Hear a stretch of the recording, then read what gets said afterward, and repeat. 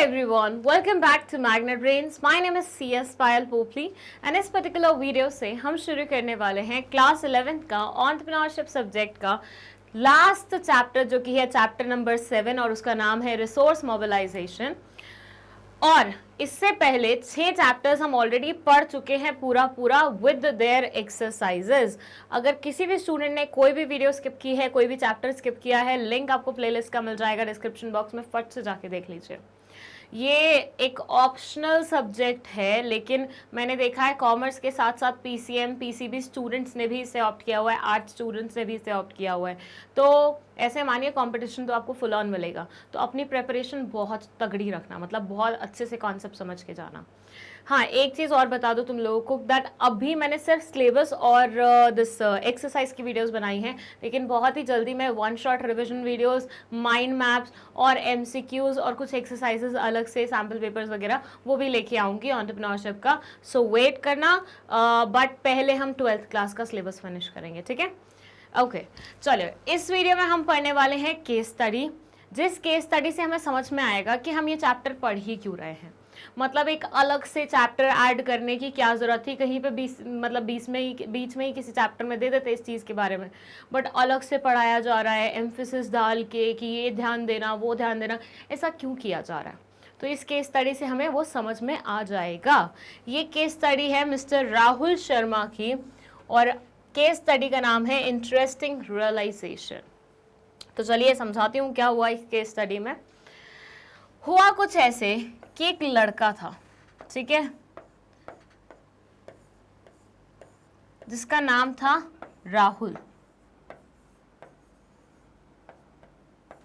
ये कौन था? एक लड़का था जिसका नाम था राहुल।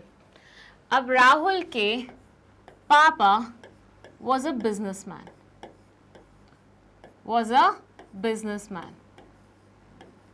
राहुल के पापा एक्चुअली ओरिजिनली कहाँ से थे? पंजाब से थे। राहुल के पापा ओरिजिनली पंजाब से थे और पंजाब में इन लोगों का था एक फैमिली बिजनेस।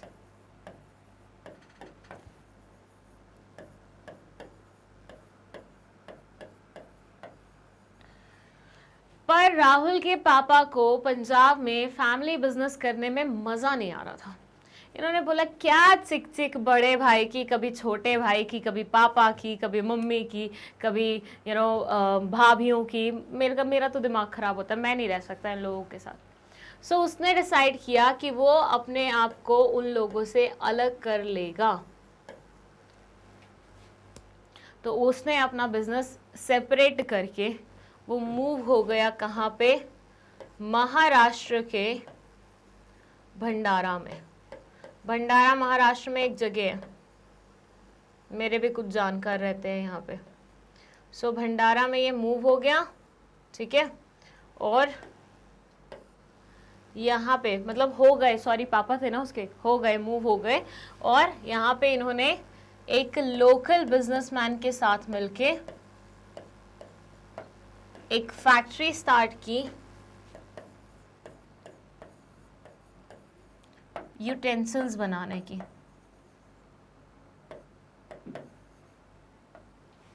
ठीक है, क्या समझ में आया कि राहुल है, राहुल के पापा हैं, राहुल के पापा बिजनेसमैन हैं। पापा पहले पंजाब में रहते थे, फैमिली बिजनेस में पार्ट लेते थे, लेकिन उसके बाद उन्हें समझ में आया कि इन लोगों के साथ अपनी जम नहीं रही है, अपन को थोड़ा अलग होना है, और ये सेपरेट हो गए। एंड सेपरेट होके वो शिफ्ट हो गए कहाँ पे? महाराष्ट्र के भंडारा में।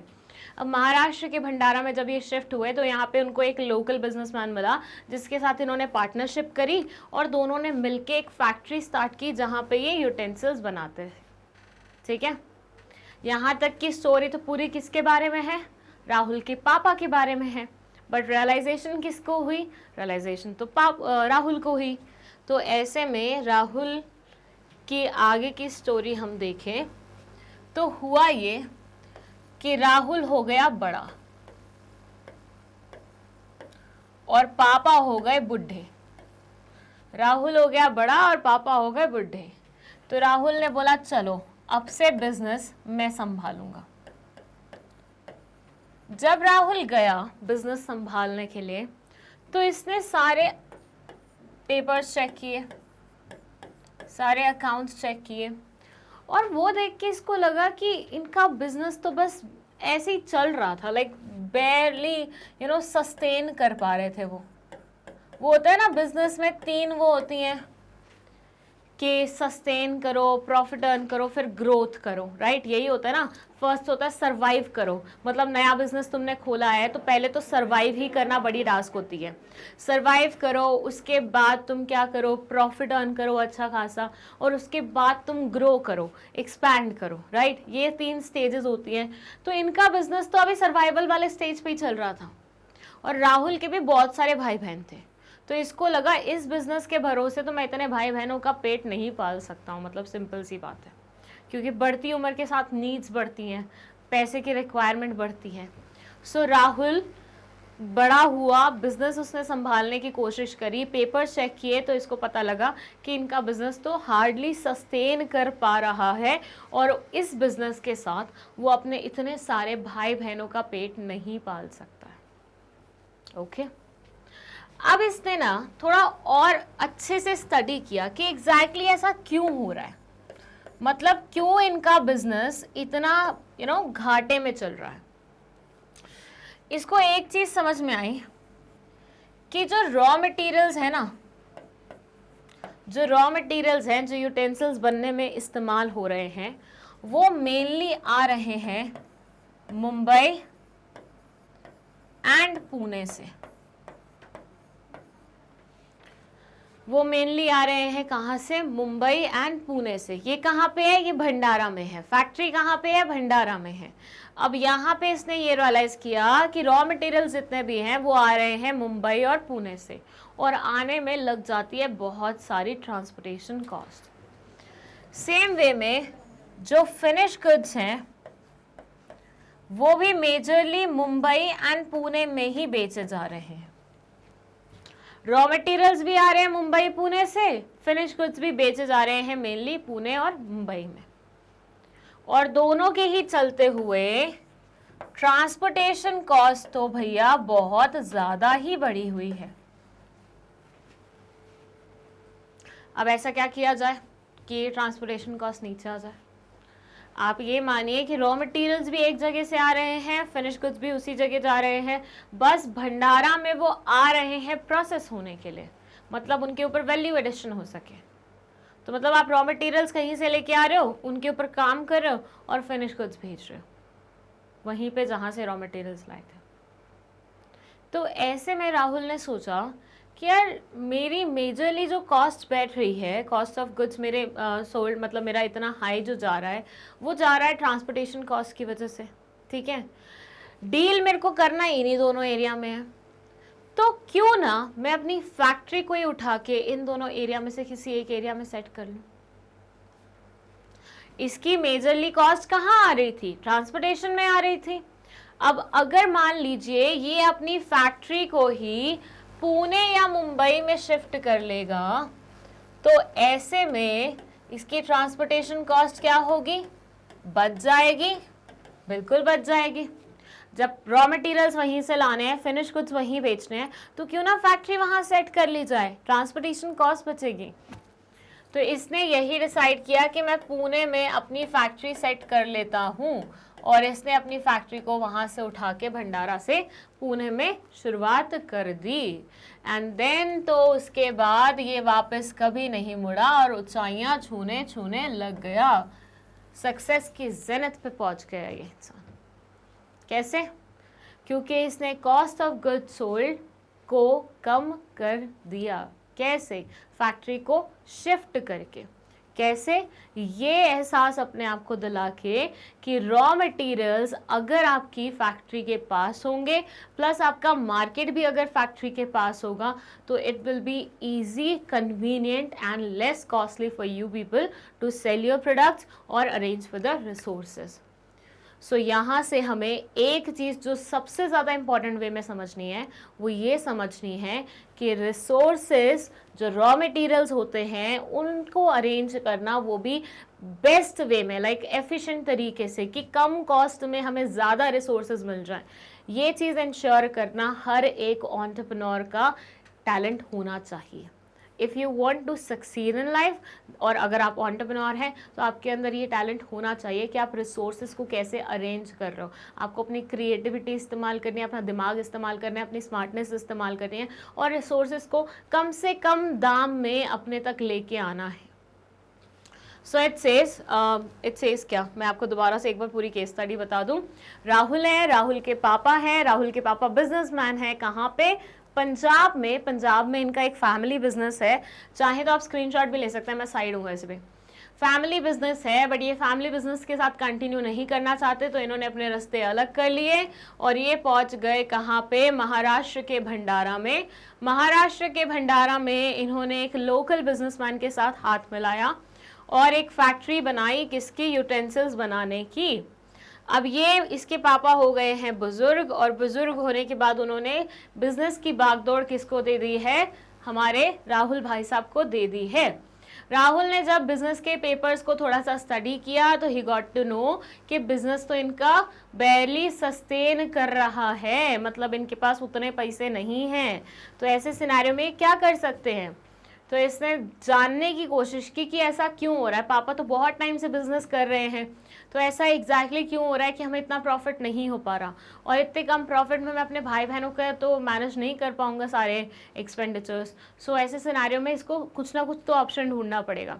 तो इसने अच्छे से स्टडी किया हर एक चीज़ को। इसको पता लगा कि मैक्सिमम रॉ मटेरियल्स यूटेंसिल्स बनने में जो लगते हैं वो आ रहे हैं मुंबई एंड पुणे से, और मेजरली जो इनके फिनिश प्रोडक्ट्स हैं वो भी इन्हीं दोनों एरियाज में बिक रहे हैं।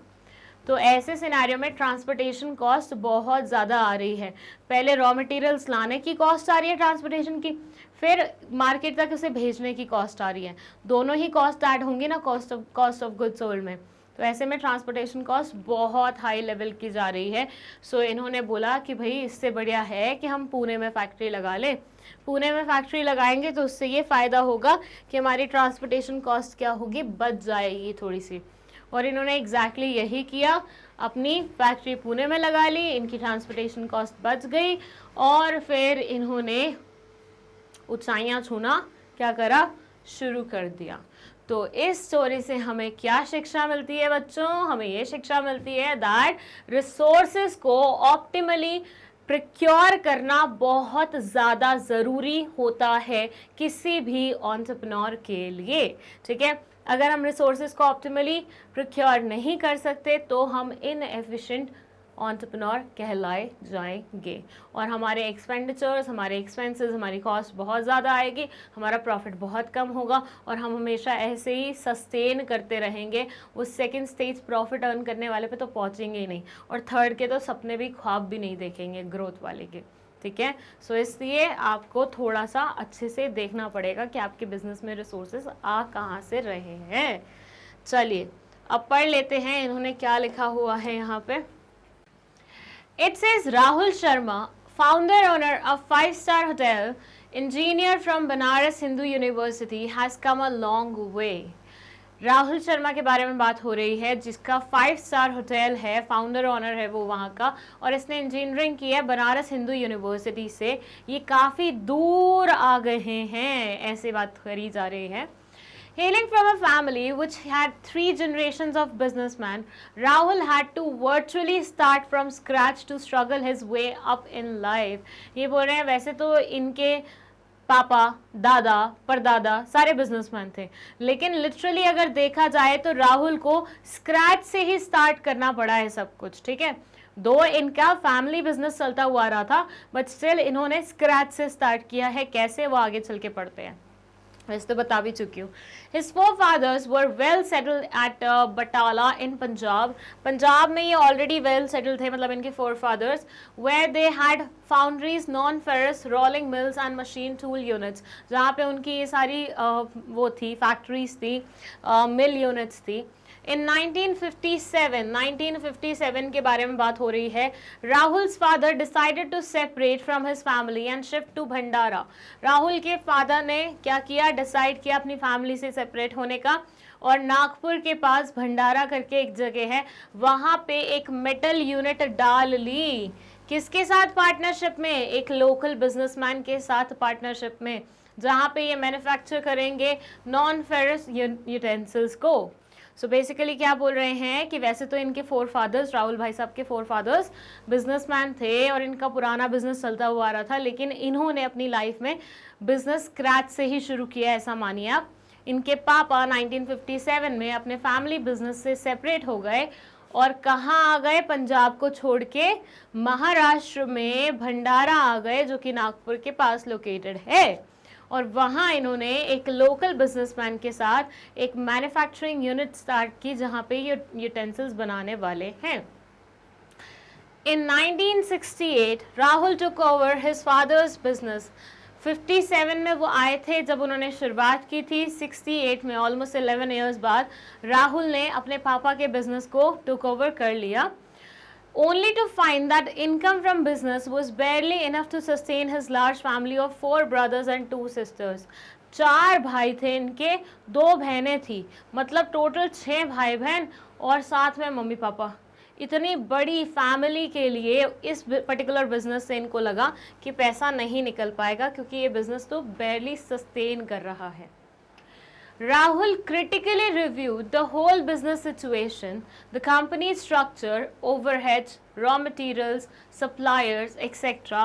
to evaluate where the things were going wrong. Rahul ने बहुत ही तसल्ली से बैठ के, क्रिटिकली बैठ के हर एक चीज़ को रिव्यू किया, पूरे बिजनेस सिचुएशन को रिव्यू किया, कंपनी की स्ट्रक्चर देखी, ओवरहेड्स देखे, रॉ मटेरियल्स देखे, सप्लायर्स देखे, सबके बारे में पूरी जानकारी इकट्ठी करने की कोशिश की, ताकि इन्हें पता लग सके कि एग्जैक्टली कहाँ चीज़ें गलत बैठ रही थी। It was here he realized that on one hand their basic raw material like brass scrap, copper and zinc was not only costly, but the transportation cost heavily affected their working capital, as this all came from western region of Maharashtra, mainly from Mumbai and Pune.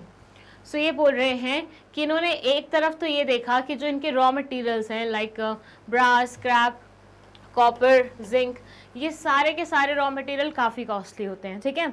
आपने देखा होगा brass के, copper के जो products होते हैं, जो utensils होते हैं, काफ़ी महंगे मिलते हैं, right.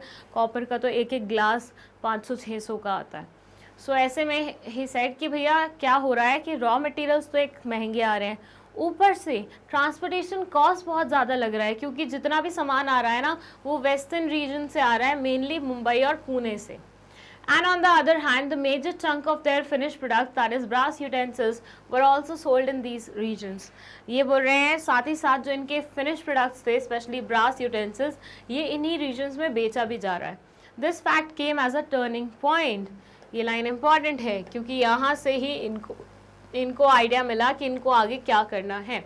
So basically what he realise कि इनके रॉ मटेरियल्स एक तो काफ़ी महंगे हैं, ऊपर से उनको इनकी फैक्ट्री तक लाने का जो ट्रांसपोर्टेशन कॉस्ट है वो बहुत महंगा मिल रहा है, और दूसरी तरफ बेचने भी इनको कहाँ जाना पड़ता है, उन्हीं रीजन्स में जहाँ से ये रॉ मटेरियल्स लेके आए। तो ये पर्टिकुलर रियलाइजेशन इनके लिए एक टर्निंग पॉइंट थी।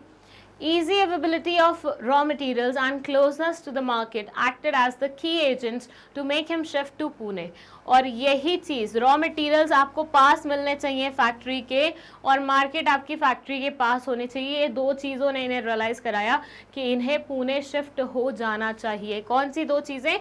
कि एक तो रॉ मटेरियल्स फैक्ट्री के पास मिलने चाहिए, दूसरा मार्केट भी फैक्ट्री के पास ही होना चाहिए। दोनों से क्या फ़ायदा होगा? जो ट्रांसपोर्टेशन कॉस्ट यहाँ पे लगेगी, जो ट्रांसपोर्टेशन कॉस्ट यहाँ लगेगी, दोनों आपकी क्या होगी? सेव हो जाएगी। Since then there was no looking back. इसके बाद इन्होंने कभी पीछे मुड़ के नहीं देखा। This not only resulted in saving the transportation cost, but brought down significantly their overall cost of production. इससे ना इनकी सिर्फ ट्रांसपोर्टेशन कॉस्ट कम हुई, बल्कि at the same time overall cost of production भी इनका क्या हुआ? कम हो गया। ये थी हमारे राहुल भाई साहब की स्टोरी। आई होप आपको समझ में आई है, और आपको ये समझ में आया है कि रिसोर्सेज अच्छे से प्रिक्योर करना कितना ज़्यादा इम्पॉर्टेंट होता है। जैसे इस केस में हम देखें तो ना सिर्फ उन्होंने अपने पापा वाली फैक्ट्री को अच्छा खासा बना दिया, बल्कि केस स्टडी में स्टार्टिंग में लिखा हुआ था वो 5 स्टार होटल के फाउंडर हैं। तो मतलब उन्होंने ऐसे चेन्स भी खोल ली हैं 5 स्टार होटल्स की। तो कितनी बड़ी बात है, राइट? कितना इन्वेस्टमेंट लगता है होटल खोलने में। सो येस इंडीड आपको रिसोर्सेज अच्छे से प्रोक्योर करना बहुत ज़्यादा ज़रूरी होता है, और इस पर्टिकुलर चैप्टर में हम यही पढ़ने वाले हैं कि रिसोर्स मोबिलाइजेशन कैसे अच्छे से करें, इसकी प्रोसेस क्या होती है, क्या क्या चीज़ें आपको ध्यान में रखनी पड़ती हैं, क्या क्या चीज़ें इंपॉर्टेंट होती हैं, ये सारी चीज़ों के बारे में हम बात करेंगे। ठीक है, तो चलिए फिर मिलते हैं अपनी नेक्स्ट वीडियो में एक डिफरेंट टॉपिक के साथ। एंड अगर आपको कोई डाउट होगा वैसे इसमें है या नहीं है, जो भी है लिख दीजिएगा कमेंट सेक्शन में। एंड प्रीवियस वीडियो देखने के लिए लिंक डिस्क्रिप्शन बॉक्स में दिया हुआ है, नेक्स्ट वीडियो देखने का भी लिंक आपको डिस्क्रिप्शन बॉक्स में ही मिल जाएगा, प्लेलिस्ट का लिंक भी वहीं मेंशन है, और नोट्स चाहिए अगर आपको तो गेट नोट्स फ्रॉम हियर करके एक लिंक दिया हुआ है नीचे डिस्क्रिप्शन बॉक्स में, वहाँ से आप ले सकते हैं।